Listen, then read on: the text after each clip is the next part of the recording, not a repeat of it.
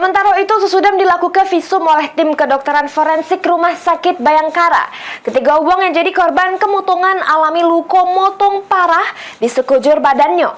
Dua uang alami luka motong 100%, sedang kesikok korban lagi 80%.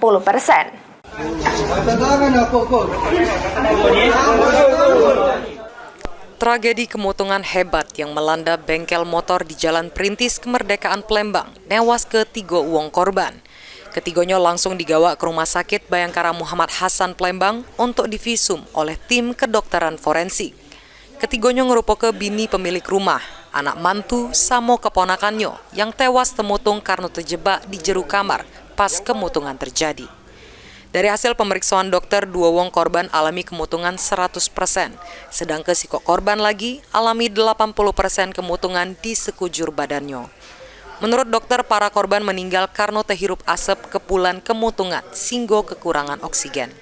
M, perkiraan usianya 23 tahun, kita dapatkan luas luka bakar 100%.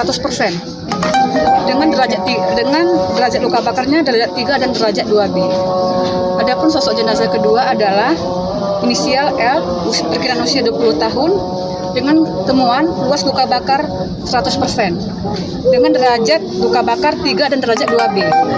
Jenazah yang ketiga kita dapatkan jenazah inisial SR, perkiraan usia 55 tahun, dengan temuan luas luka bakar 82%, dengan derajat luka bakar 2B dan 3. Dari hasil pemeriksaannya, kami dapat simpulkan untuk sementara diduga akibat terhirupnya mati lemas akibat terhirupnya udara atau inhalasi CO2. Tangisan dari keluarga sama kawan korban pun pecah pas ketiga jasad korban digawa dari rumah sakit untuk disemayamkan di rumah korban.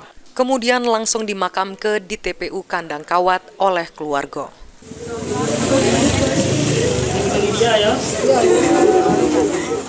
Mulyadi, PAL TV.